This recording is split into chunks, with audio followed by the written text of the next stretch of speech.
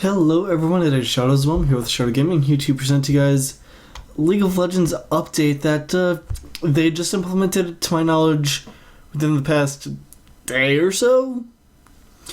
I will say this, they have, for right now, temporarily disabled the ability to pick Karma due to some bugs. But, we're going to go ahead and go over the changes anyway of all the champions as usual. Sadly, they have not implemented, I believe it's Zac yet. Z-A-C. But, yeah. Seems like a very, very fun champion to play, which I am thoroughly looking to playing, mind you. But anyway, enough with my jibber jabber. Let's get on to the patch notes. So, Karma, they improved her model, her kit, and her story, meaning like all of her skins and stuff like that. Gathering Fire, her passive, reduces Mantra's cooldown every time Karma damages an enemy with one of her abilities, half effect for Karma's basic attacks. Alright, not that big of a deal. Inner Flame fires a blast of energy that explodes upon enemy contact, dealing magic damage and slowing all enemies in the area. Mantra bonus, Soul Flare deals additional magical damage and leaves a circle of flame at the impact area or upon reaching maximum range, whichever comes first. Heavily slowing all enemies inside the circle. After a brief delay, the circle erupts, dealing heavy magic damage to all enemies in the area. So I'm guessing if you've ever played WoW, it's kind of like the Flame Wreath ability from Karazhan, the Shade of Iran. I would have to assume it's kind of like that. Focused Resolve links Karma to a target enemy champion, revealing them and dealing magic damage over 2 seconds. If the link is not broken, the enemy is rooted. Alright, so kind of like Nocturne's Fear in a way. If you don't get far away enough, quick enough, you get feared, you get stuff like that. Mantra bonus, Renewal, Focused Resolve deals bonus magic damage over time and heals Karma for a % of her missing health while linked to her target. Alright, not a big deal. Inspire, target ally gains a shield, granting movement speed for a brief duration and absorbing damage. Mantra bonus, Defiance. The shield overflows with energy, dealing magic damage to all enemies around the shielded unit. Allied champions near the shield gain half of the amount as the shield and are hasted. So, my understanding of that is correct. When she puts that, if she uses Mantra to improve Inspire, if you have like a big team fight and you all get clumped, like the team with Karma on it gets all clumped up, if Karma puts that on one person, her entire team gets half the shield and half the haste. If that's my understanding at least. And her ultimate, Karma empowers her next ability within 8 seconds for an additional effect. Not a big deal. Akali, Twin Shroud was behaving inconsistently before this patch, so they've adjusted it to better match its visual and theme, and to provide greater opportunity for counterplay. Let's be honest here, it was a little OP, because you could place the shroud in the middle of a river, near no bushes, or in the middle of your lane. Let's say, say you're in the middle lane as Akali, which it's not uncommon, but say you're dead center in the middle. You could actually go into your Twilight Shroud, move out, be revealed for half a second before you got into a bush on either the left or the right if you move towards one of those. It was pretty stupid. But now, Akali, Twilight Shroud is now immediately stealth revealed upon entering and leaving the Shroud Zone, which that's good. Akali is now immediately stealth when casting Twilight Shroud directly on herself, that's good as well. Akali is now revealed from stealth upon casting a spell or being attacked, rather than upon dealing damage. That's pretty good too. And delay on re-stealthing increased by 0.15 seconds. Not that big of a deal on that one, but it helps. Anivia. Crystallize fixed a bug where Crystallize could stop uninterruptible movement abilities such as Malphite's Unstoppable Force. That was a bug that just needed to be fixed. Ashe, Focus now displays the critical strike chance bonus on the buff bar. Oh, perfect. Because that was a little pet peeve of mine with Ashe. Whatever. Draven, Spinning Axes now leads Draven more accurately when he is benefiting from movement speed increases, which, that's good. And axe drop location will no longer be placed partially inside walls or terrain. That's good too. Hecarim, the previous version of Spirit of Dread did not offer enough opportunities for tactical decision making, stuff like that. So looks like they increased the cooldown, and that's really it. Cooldown increased to 22, 21, 20, 19, 18 from 18, 17, 16, 15, 14. Not that big of a deal, 4-second increase in total. I don't think it's going to be that big of an issue. Master Yi, Double Strike swing now scales with Master Yi's attack speed instead of being fixed at 0.6 seconds. That's good.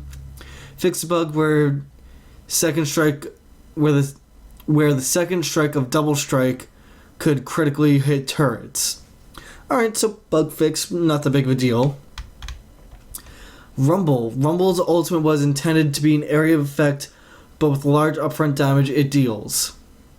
With the large upfront damage it deals, it tends to be used more as a long-range nuke instead. For this patch, they're adjusting the equalizer to better match its original intent. So, Electro Harpoon fixed a bug where the visual effect would disappear before the actual end of the projectile, which I believe that's his slow ability, where if he hits somebody with it, it recharges instantly and it can be cast one more time before it goes on complete cooldown. The Equalizer no longer deals initial impact damage, but the area burn damage now starts immediately instead of after a 0.5 second delay. That's good. Burn damage per second increased to 130, 180, 240 plus 0.3 AP from 100, 140, 180 plus 0.2 AP. Total damage across the full duration is unchanged, except now it scales just slightly more with your AP. Slightly more. It'll add up in the long run. Trundle Pillar Filth fixed a bug where Pillar Filth would stop on uninterruptible movement abilities such as Malphite's Unstoppable Force. Whatever, not a big deal. Udyr, in this patch they actually changed a lot. And they actually changed one of his abilities? He never had Monkey's Agility, I believe. Oh no, that's his passive. I'm sorry, that's his passive. So, yeah. Let's just see. Their goal with... in this patch, we've made substantial changes to Udyr. Our goals were to make changing stances feel more impactful, transfer power from passive stats to actual noticeable effects, and reduce problematic lane issues. For example, Turtle Stance now currently allows Udyr to become an immovable object in lane once he gets ahead, and we addressed that. So, yeah.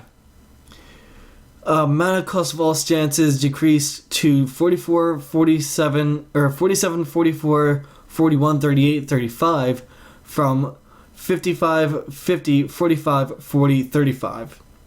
So they just nerfed it at very early stages, but at higher, once your stances are maxed out, it's going to be the same mana cost. Monkey's Agility now grants 5 movement speed per stack instead of +4 bonus armor and magic resistance. Alright, so you can catch up to people or run away quicker. Not bad. Turtle Stance no longer returns mana when dealing damage. Shield increased to 60, 100, 140, 180, 200 from 220 rather, from 60, 95, 130, 165, 200. Udyr can now critically strike in Turtle Stance. That's pretty good, but you no longer get mana back. Not a big deal. Bear Stance. Udyr now ignores unit collision while the movement speed bonus is active. Udyr now performs a slight dash towards his target on stunning attacks while the movement speed is active. Bear Stance attacks can no longer be self-interrupted mid-attack. movement speed increased to 15, 20, 25, 30, 35% from 15, 18, 21, 24, 27%.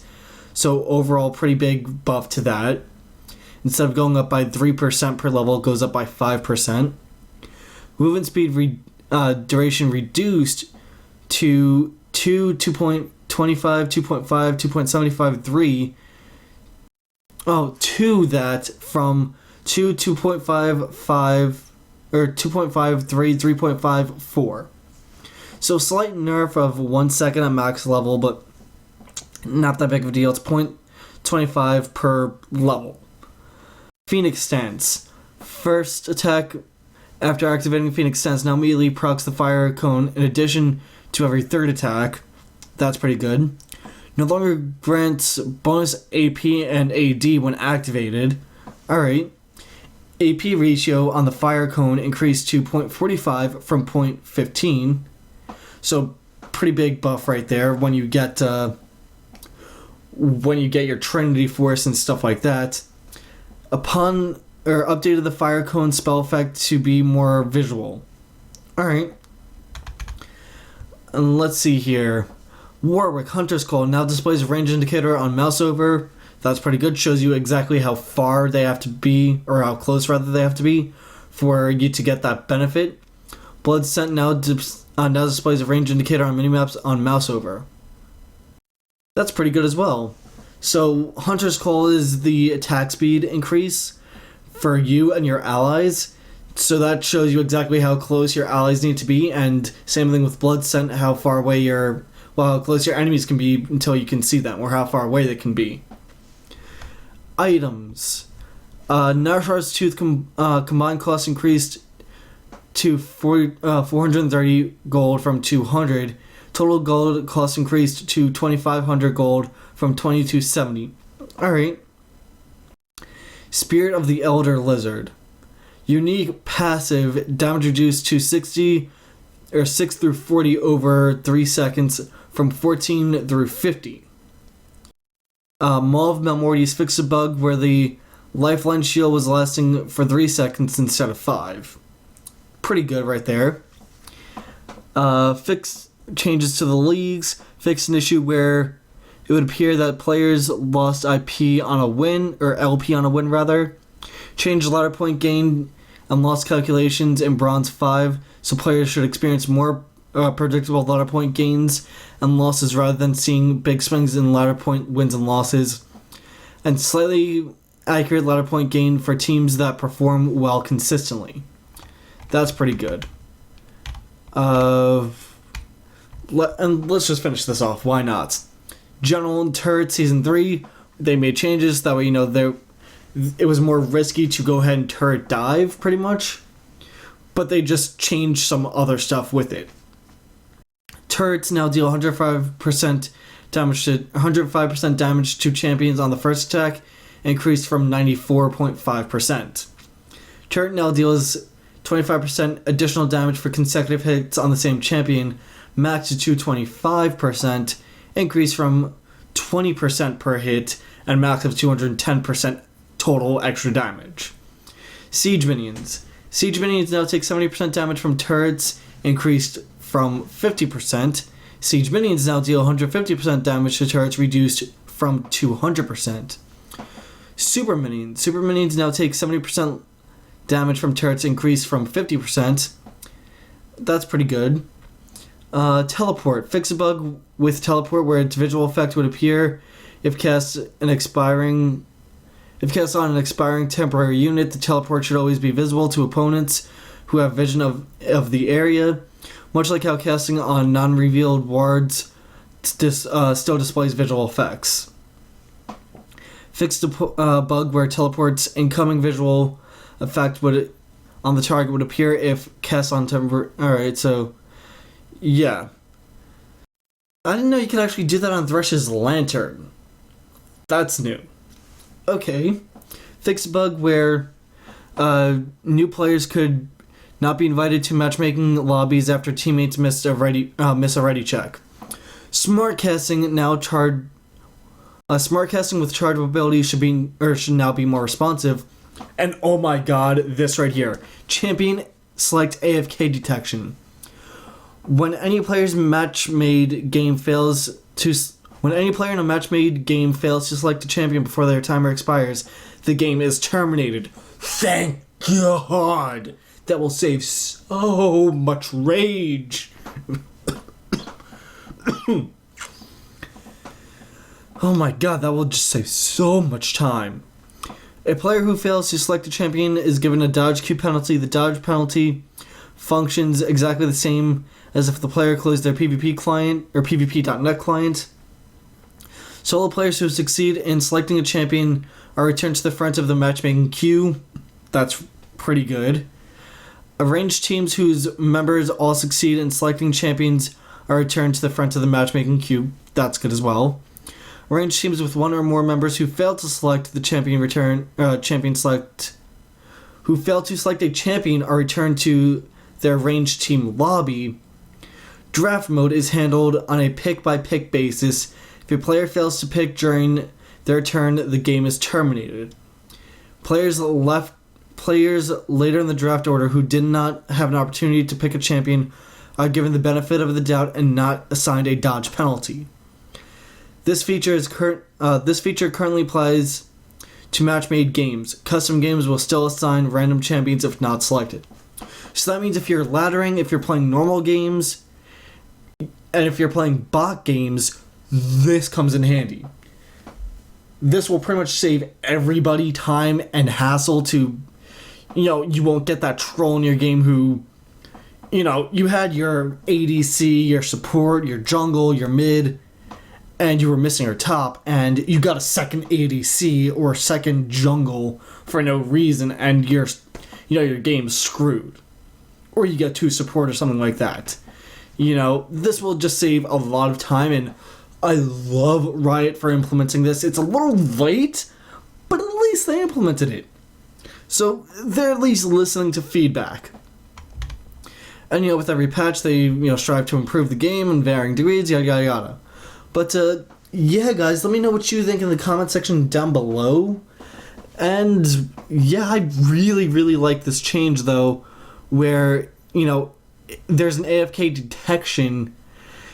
That is just a beautiful thing that will save me and I want to say millions of others just a lot of a lot of hassle and a lot of time wasted.